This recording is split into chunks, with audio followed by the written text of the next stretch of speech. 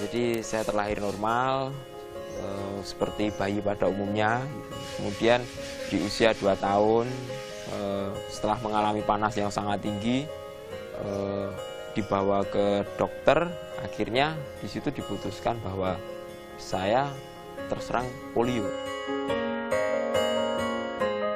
Nah, polio itu apa, orang tua saya juga nggak tahu gitu.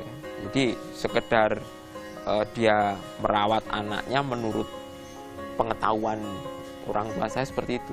Dan setelah berjalan ternyata kaki saya mengalami disfungsi. Oh, polio itu ternyata seperti ini kan itu. Nah, akhirnya saya masih nggak tahu kan itu. Tapi berjalannya waktu akhirnya hanya tangan saya yang aktif. Jadi berjalan saya akhirnya merangkak. Sekolah, perjuangan saya pun juga tidak mudah kan itu. Jadi masuk SD ditolak karena saya merangkak gitu ya.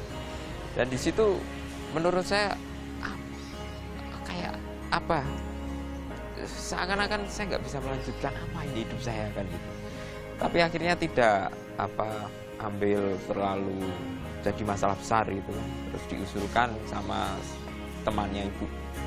Ya sudah, masukin SLB aja gitu.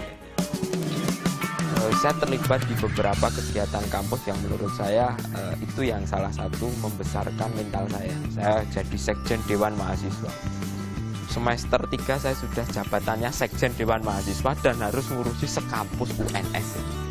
Baik demonstrasi maupun unjuk rasa yang lainnya gitu. Jadi di situ saya semakin matang dalam berpikir, oh ternyata ketika keinginan kita keras dan niat itu kita jalankan meskipun melangkah, ternyata yang lain menerima apa yang kita pikirkan kan gitu. Jadi difabilitas apa itu sudah tersingkir. Saya sudah nggak kepikiran saya difabel apa. Yang penting saya pengen melakukan sesuatu, ya saya lakukan karena itu baik.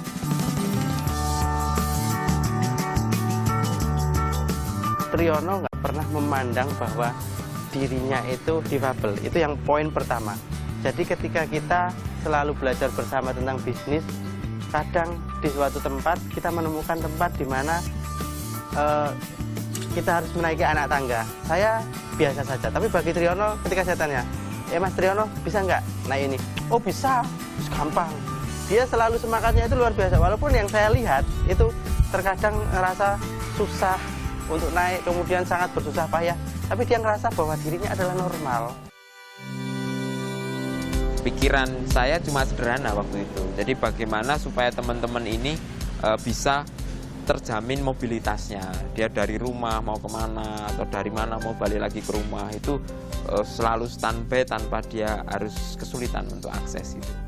Maka saya mencoba untuk membuat sebuah program yang memang mensupport teman-teman ini.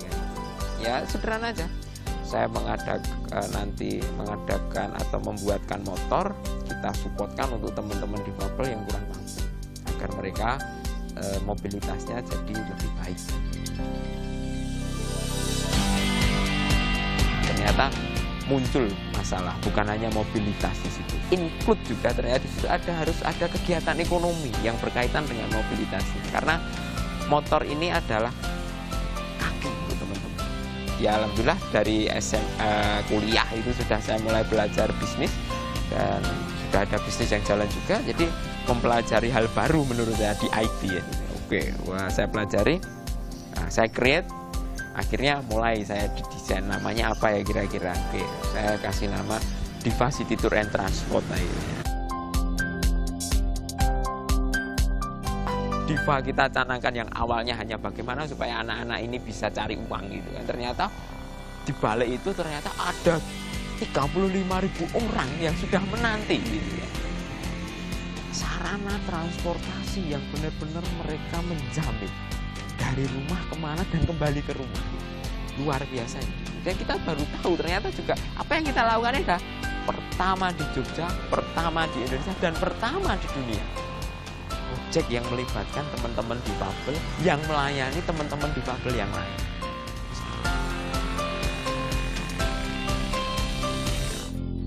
Semakin lama, akhirnya banyak yang minat, akhirnya Diva bisa berkembang, rekrut dari 3 hingga sekarang sudah hampir 20-an. Karena 35.000 orang internal difabel sendiri aja kan mereka butuh mobilitas. Dan kita coba naik kelas, kita nggak mau. Ini ojek Diva, ini ojek khusus, ojek luar biasa ya gitu. Jadi kita nggak akan bertempur di pasar becek kan. Maka kita juga memfasilitasi teman-teman difabel yang lain seluruh Indonesia bahkan dunia yang mau piknik di Jogja.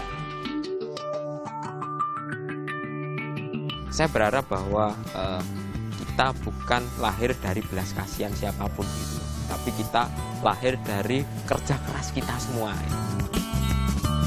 Sebelum saya masuk Diva, saya berpacaran 4 tahun dan belum berani menikah karena penghasilan dan tuntutan yang lain. Dan yang sehabis saya masuk Diva, saya bisa bisa mengumpulkan uang untuk biaya menikah. Dan alhamdulillah dalam jangka waktu sekitar 3 bulan, yaitu bulan Mei, saya bisa menikah langsung. Dari penghasilan rata-rata sehari saya 100 sampai 120 ribu saya bisa mengumpulkan itu, dan sekarang saya bisa menikah alhamdulillah. Dan untuk efeknya selanjutnya saya juga bisa menghidupi istri saya gitu. Saya berharap juga dengan adanya Diva ini menginspirasi teman-teman difabel yang lain bahwa apapun yang terjadi kita harus melakukan kerja keras, melakukan banyak inovasi untuk bisa istilahnya menjalin mobilitas, transportasi sehingga mampu membentuk karakter kita. Jadi minoritas, tentang diskriminasi itu akan hilang tersendiri. Jadi bukan hanya kita difabel terus kita leha-leha enak-enak, tapi dengan melakukan sesuatu sebagai contoh Diva bisa melayani semuanya, bahkan orang biasa. Saya hanya punya keinginan bahwa sebenarnya teman-teman harus kita sadarkan tidak ada manusia yang sempurna. Jadi artinya ya semua orang difabel, sehingga nggak ada alasan untuk kita tidak melakukan sesuatu.